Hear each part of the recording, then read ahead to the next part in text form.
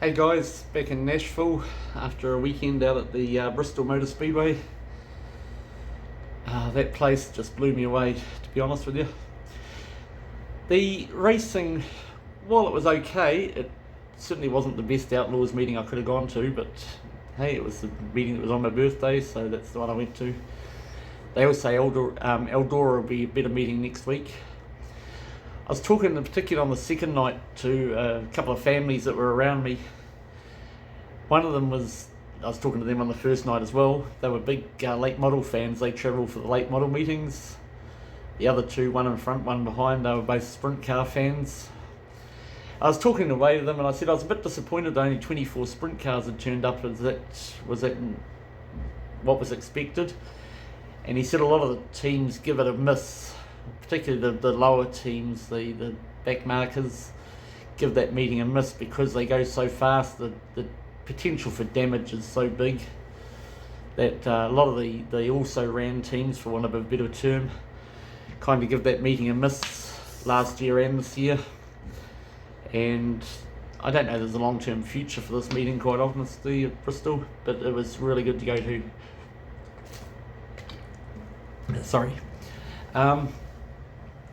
So I had my first experience in a rental car over here, driving on the wrong side of the car and the wrong side of the road. As I mentioned in my last video, you just have to really think about what you're going to do. When you go into an intersection, you really got to think. Although a right-hand turn might seem simple because you're just going from the right-hand lane to the right-hand lane, just similar to a left-hand turn in New Zealand. Of course, in New Zealand, we're used to looking out the right-hand window, seeing if there's anything coming. It took a bit of getting used to look at the look out the driver's window, the left-hand side, to see if there was anything coming. That took a bit of getting used to. And probably something that you hadn't thought of that took a bit of getting used to was you're driving along in New Zealand, right? You want to look at the rear vision mirror, so you look at you look at sort of 11 o'clock. You look up here to the rear vision mirror. Of course, over here you have to look at about 1 o'clock. You're looking up like this. So that took a bit of getting used to, as well as just generally shifting with the right hand, just fiddling with the radio with the right hand, things like that. Just takes a little bit of getting used to it. You pick it up fairly quickly though. I know a lot of you would have driven, or some of you watching this would have driven on the in American roads or French roads and know exactly what I'm talking about, but for those that haven't, it's not easy to start with, but you do pick it up reasonably quickly. You just really got to take an extra minute or so at the intersections. I did breathe a sigh of relief whenever I pulled up to a lights and had to make a left or a right hand turn, and I was following somebody doing exactly the same thing. I did breathe a sigh of relief when that happened. Just on that too, when you're making a right hand turn here, if you're at a lights and you're making a right hand turn, even if the light's red, if the way's clear, you can actually go. You're allowed to just make that right hand turn even in a red light. It's like you got a permanent green arrow, as long as the way's clear, of course, which you have to look out the left hand side to make sure, which takes getting used to. So yeah, so that's pretty good.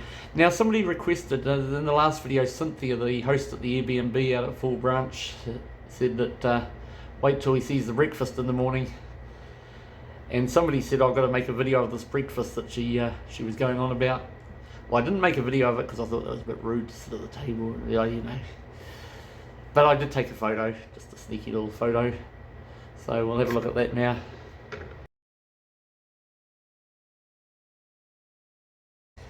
So that was her breakfast, and I can tell you the biscuits, or we would call them scones. So I had scones with the grape, the biscuits with grape jelly, grape jam obviously, and I can tell you, just absolutely perfect.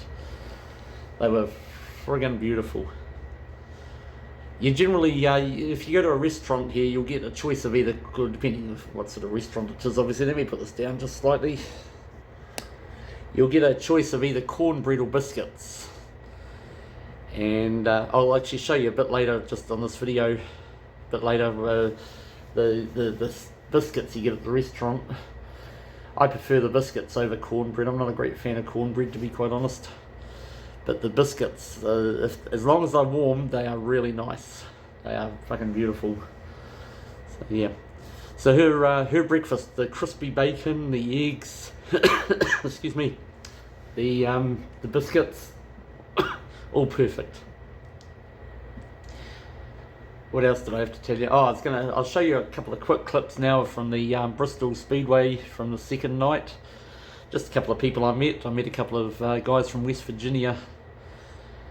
They were quite good sorts, and I got talking to them. So I'll just quickly show you them, and I'll show you how big the stand was from underneath. I don't know whether it'll turn out too good. I haven't looked at the video yet, but just give you some appreciation of how big it was. Now I'm just going to show you a couple of short clips. There's the 4 wide salute for the sprint cars and the first lap and a half or so of their feature. Gazman wanted me to show a wee bit of the feature, so I did it. So you get about a lap and a half or 2 laps or something, but it's really hard to film here because the stands are so steep, and as I say, I was on row 36, so about 80 odd. So I was about 1/3 of the way up, but the stand's so steep that when the people stand up in front of you and the crowd get into a frenzy, the feature goes and they're all standing up, and yeah, so it was not easy to film it really, but and because the front's straight, you have to zoom in so much for the back straight and zoom out so much for the front. It's just, when you're as fucking unco as I am, you know, it's not easy, man. It's not easy. So anyway, I'll show you just a wee bit of the feature for the late models and the sprint cars, and also the 4 wide salute for each. The 4 wide salute is pretty spectacular to look at, coming off turn 4 particularly, where I was sitting, and yeah, so have a look at that. If you're not into the speedway, I think it's probably going to be about 5 minutes, so just zippity forward if you want. I don't know about that time, but just keep tapping, tap forward until you see that it's finished for those that aren't interested in the speedway, but it's worth a look. Hey guys, back at the Bristol Motor Speedway again. And I've got a couple of fellas from West Virginia here with me. I got Jason and Ashwan. There's Jason. Mate. Ashwan, how you going, mate? How you doing? And you didn't get to come last night, but you heard about Kyle Larson and the late models? Oh yeah. Yeah, it was a pretty epic performance. Oh yeah. Yeah, hopefully we'll see something the same tonight. Yeah, I hope so. Yeah. Yeah. How long did it take you to get here from West Virginia? About 4 hours. 4 hours, yeah. Pretty easy drive? Oh yeah. Yeah. You do the drive often? Not very often. But No? Do you go to Outlaws get a often? chance. Do you go to many Outlaw meetings? Oh yeah. Yeah. Excellent. Hey boys, great to meet you. Take care, eh? Good to meet you, man. Have a good time. Hey, now where I was sitting last night, guys, it's just up those stairs over there. No, actually they're over there. And you know how I was saying that the stand goes back a bloody long way, 80 odd rows, and I was in row 36? Well, I'm going to show you here. That there is like the top of the stands. Like there's about those stairwells there are about three stories high, I believe. Bugger climbing all the way up there, but yeah, this place is just it's like any round stadium, of course. It's got the concourse behind the stands, but so yeah, I was up those steps there, and my seats were almost right by the steps. So that's how far away around this place goes and how high it goes. It's quite an epic venue, really. So I just want to show you this Megatron at the Bristol Motor Speedway tonight. It's pretty cool. It's 4-sided, so you can see it from anywhere in the stadium. It's absolutely huge. I'll zoom out so you get a suspended off of the by wire, obviously. I'll zoom out so you get a better perspective of how big it is. Oh, there's my thumb. There's that. So yeah, it's pretty huge, and it's really easy to see, certainly from where I am.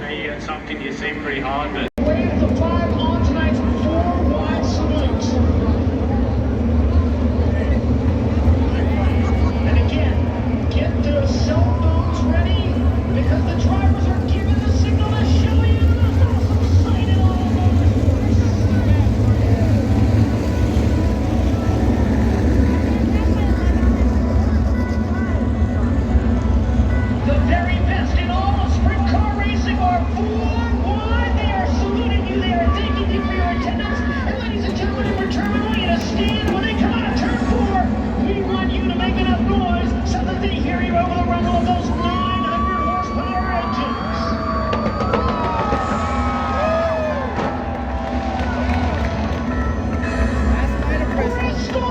Speedway, you wanted the best. You got them for a rest. Often imitated, never duplicated. The greatest show on dirt.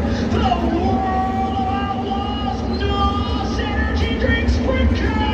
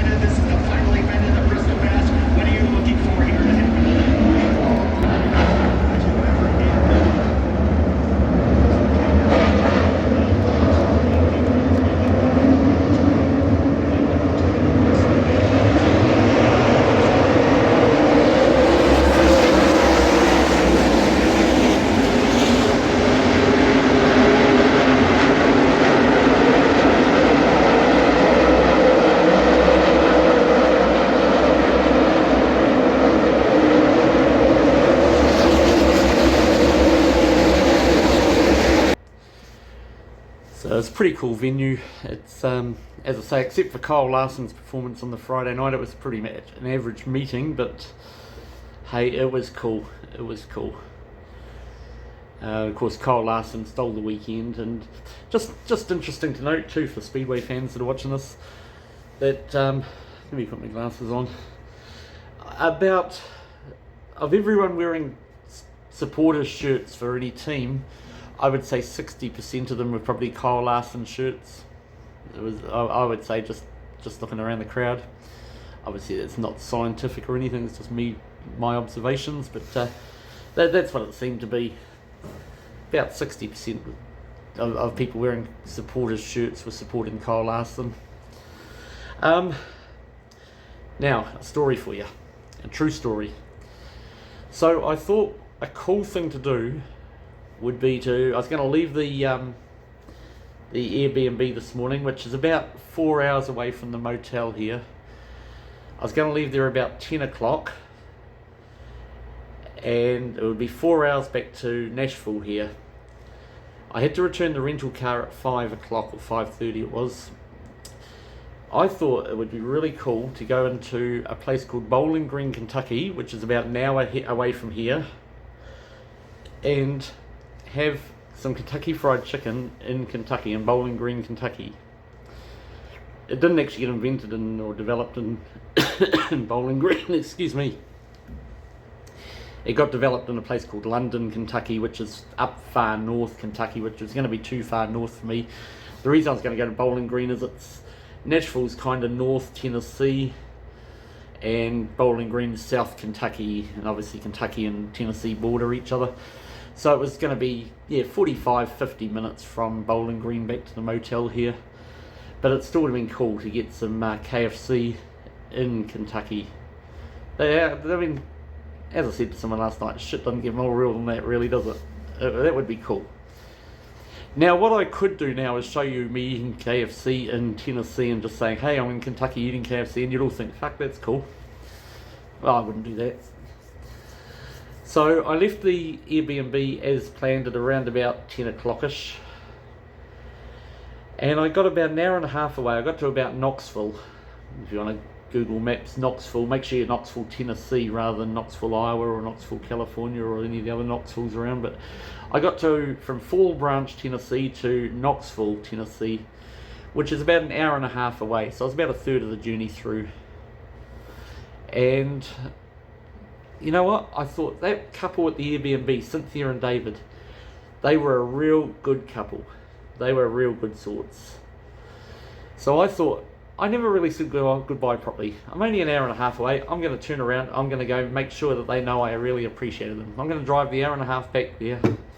Make sure they really know I appreciated their hospitality and their kindness. And while I'm doing that, I'll also pick up my passport that I left behind. I thought there was a good opportunity to pick up my passport because I left it behind. So yeah. So an hour and a half back, and then obviously an hour and a half back to where I got to, 3 hours.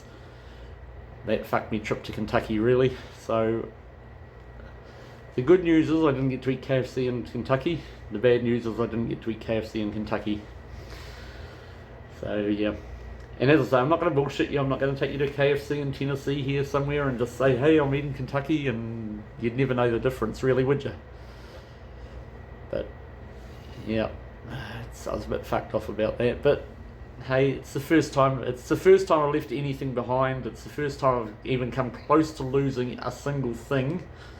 I have so far, touch wood, I've not lost a single thing yet. Of course, if it had been anything other than my passport and an international driver's license, I would have said, hey, just post it to my uncle's place in Philadelphia, and yeah. But I couldn't really take that risk with it being the passport, so I had to go back and get it. Which, yeah, kind of fucked me off, but yeah, now such is life. Right, so then I dropped off the rental car. I had no major, well, I didn't have any dings at all, no major or otherwise really. No major problems. I had a couple of close calls and got a couple of toots and things like that from other motorists, impatient bastards, intolerant pricks. But yeah.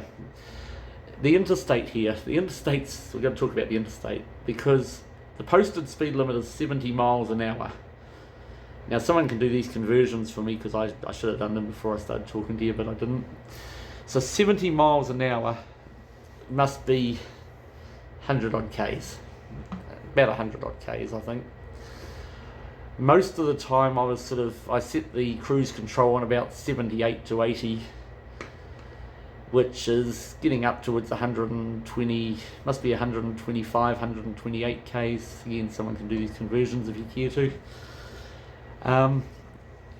Must be getting up to 125, 128 Ks, close to 130 Ks.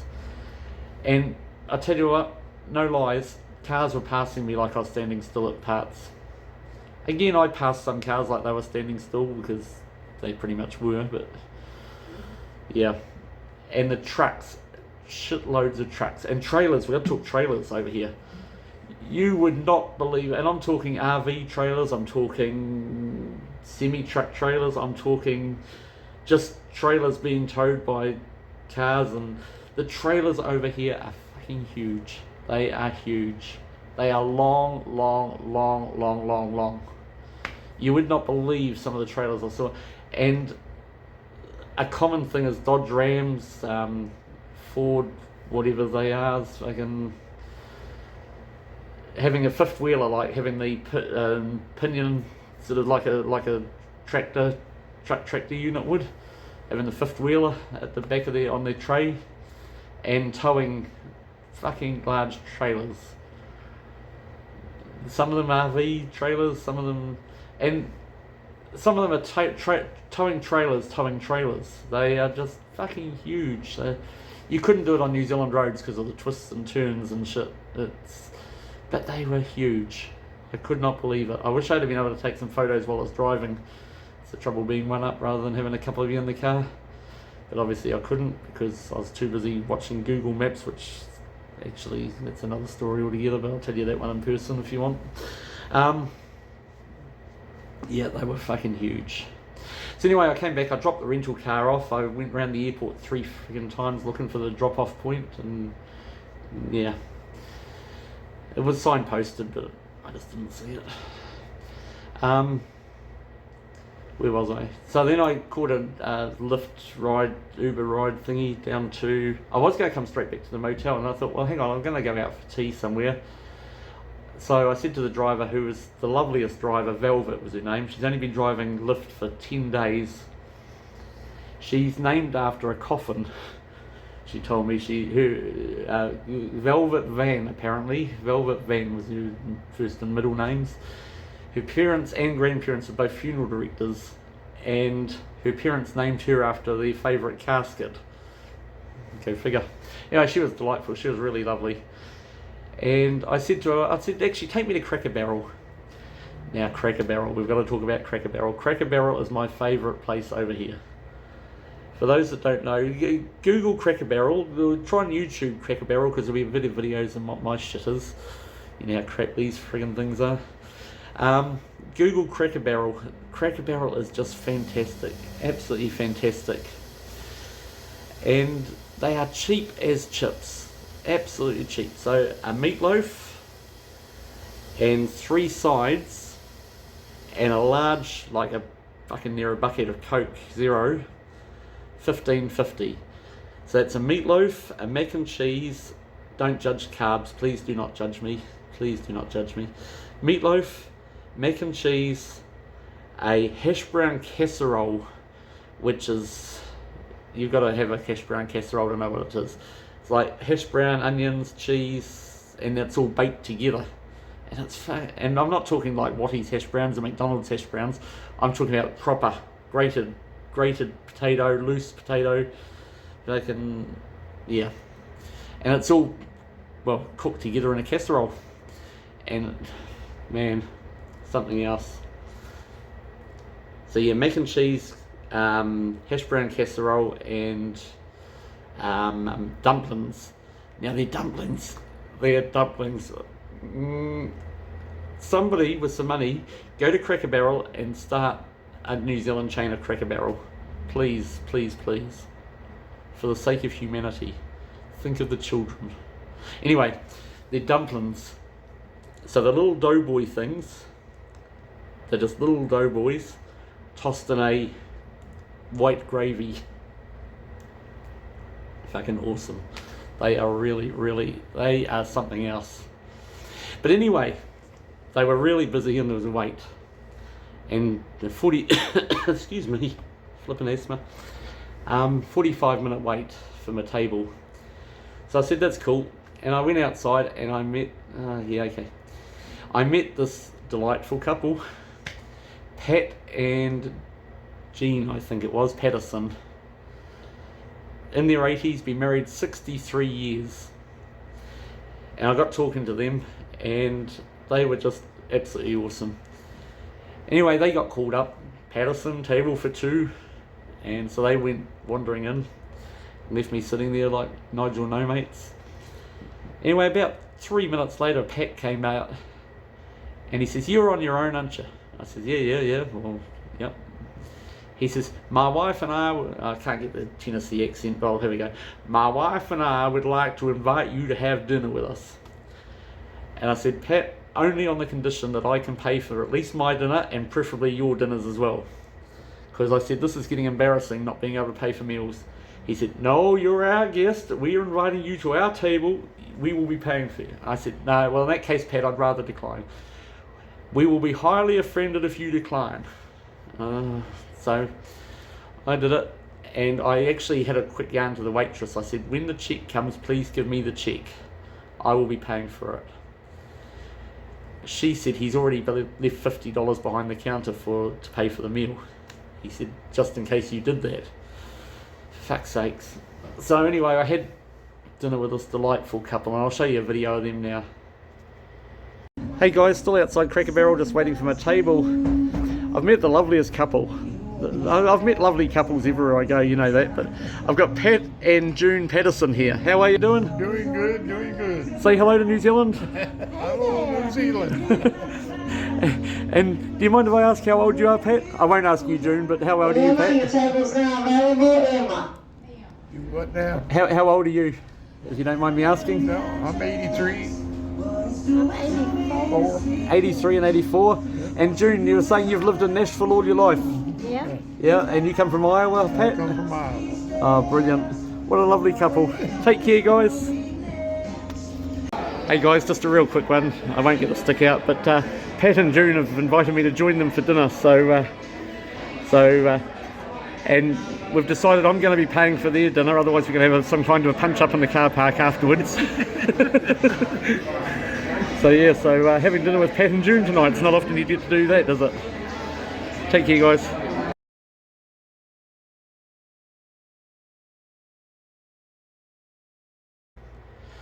Righto, that's about it for now, guys. It's God knows what time. It's about 10:30 p.m. I think, and I've got a Uber booked for tomorrow morning, or a Lyft actually, a Lyft booked for 4 a.m., 4 o'clock in the morning, because I have a 6:30 flight to Philadelphia in the morning. So I've learned my lesson from going from Phoenix to here, that 6:35 flight, you need to get there early to get through that fucking TSA screening. Fucking useless. Anyway, so I'm going to hit the sack very shortly, and I've got to pack my bags properly after the merch I've brought back from bloody Bristol. I won't be able to buy a single thing in Philadelphia. I cannot fit anything more in my bags, so yeah, I won't be buying a single thing in Philadelphia.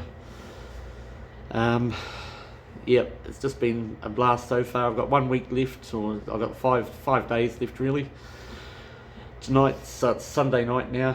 It's fucking near Monday morning, and I fly out on Saturday afternoon from 3 o'clock, I think it is, from Philadelphia. I fly to Chicago for an hour and a half or something, and then I fly to LA for like 6 hours, and then I leave like at 11 p.m. LA time for Auckland and get back, like that's 11 p.m. Saturday night I think it is, and I get back to Auckland at like 6:15 or something Monday morning, and back to Wellington like 8:30 Monday morning. So yeah, so I lose the day. I lose the Sunday where I picked up the Saturday twice on the way here. Righto guys, have a good one, and we'll catch you from Philadelphia in a day or two. Take care.